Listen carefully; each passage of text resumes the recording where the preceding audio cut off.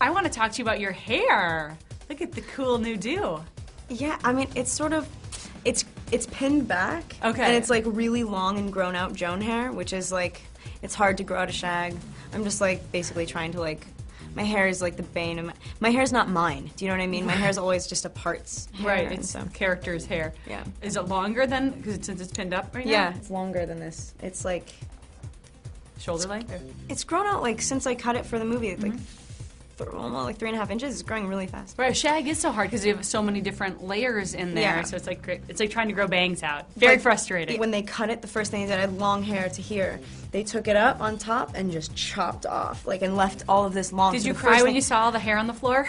It tripped me out, I have to say. It was Yeah. cool though. I mean, I was like so in the right headspace to get rid of it and do Joan. So how hard was it to be, you're in sort of the Bella New Moon mode, then you go to play Joan Jett, then you Yeah. come back and have to get back to Bella. What was that difficulty level? I have to say, had I been able to have more time to do the Joan thing, I would have chosen that, but it was one of those fleeting moments that you just jump on. Yeah. And it proved to not be so hard to get back into the state of mind for Bella. I mean, we have like such established dynamics, especially by the third one, that, Right. I mean, the second you walk onto a set and you see Taylor and Rob and everyone's the same, it's sort of like, oh, I know exactly what I'm here for. And in this film, you form a new sort of special bond with Taylor's character. Describe that process of sort of learning that new type of relationship. Actually, that's a good point. Is I think one of the things that the movie is about is that that as much as you think you know something for 1 second, that you could be wrong, and that you'll probably be able to find yourself comfortable in many different positions in life, in different relationships with different people. I mean, Bella with Edward couldn't be different than Bella with Jacob. She's a completely different person. But she's really cool with both of them. So, I mean, they couldn't be, the contrast sort of is like, I feel like that's what the movie's about. When the camera stopped rolling, describe how Robert is different from Taylor. I mean, they're just completely different guys. I mean, Taylor's like really happy-go-lucky. He's really light, and actually that sort of mirrors. That's how Jacob is too. He's always smiling, and he's just a really good guy. Rob is a really good guy too. He's like a little bit more.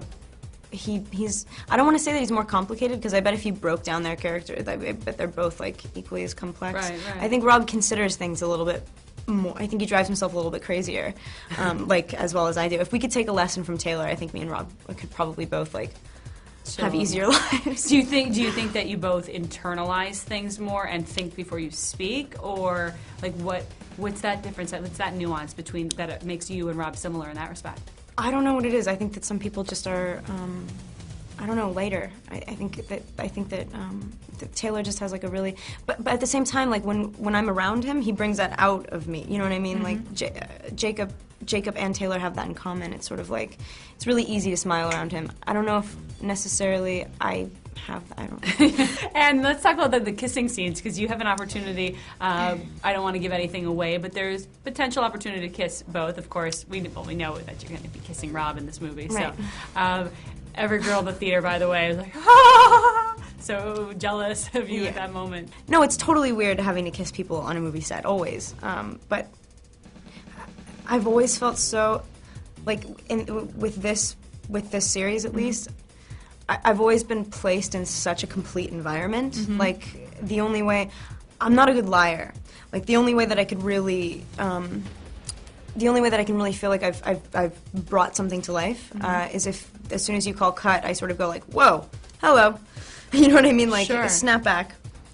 So luckily it wasn't as awkward as, it would be so weird having to kiss, like, two different people on the same set. Or in that moment, you're able to make it very real for yourself. Yeah, luckily. Or else it would probably, it would be such a mind weirdness game thing Right. that would, like, totally bog me down. I do it for the experience. I do it, like, you read something and you don't necessarily know that the result is going to be like this big franchise movie that's really huge. As you start out, it's about wanting to experience it and wanting to tell the story. And It's been so insane with the hype around this film, the fan pandemonium and frenzy, the paparazzi, which I know has got to get so frustrating as they hound you every time you walk out your door, especially if you're with Rob. How do you deal with that? I've had to sort of tell myself to just get more comfortable with it because it's not going anywhere.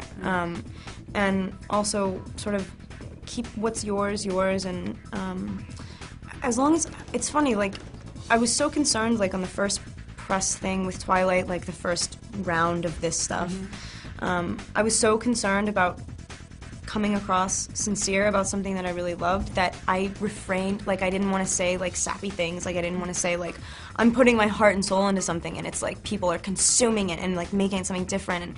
And it's sort of like, now I've sort of realized that if you just, like, stay honest and, like, if you just relax, like, you won't be ashamed of anything that you say at the end of the day, and you'll also be able to walk out of the hotel and smile at the paparazzi and say, like, I hate that this guy is getting a payday, but at least like the fans get to see what I'm doing. You know what I mean? Because that's sort of, they like that. There are so many rumors that go around, and it's got to be so agonizing every day to read something else about yourself or about the relationship you may or may not be in. When people are constantly berating you and asking you, are you and Rob dating, what goes through your mind and what do you say to them? The only way that I'm able to stay sane is to protect myself, and, like, I know that it doesn't matter how you answer a question, it's gonna, like, tip. Someone's going to say, she's totally with him, or, no, I don't think she is. So it's sort of like, I don't care. You just have to seriously be like, have it all. Take my, you know what I mean? Just like, you want my shoes? Here you go. What size do you wear? Right. It's sort of like, you just have to not really worry about it. I'm not ashamed of anything, so it's sort of, when asked, why don't I make my life easier and just, like, say why, right. Do you think it would stop there? Like, they would continue. It's not like they would say, okay, cool, we're going to stop waiting outside your house, we're going to stop following you around. Yeah. It's not going to happen, so I'm going to keep it to myself.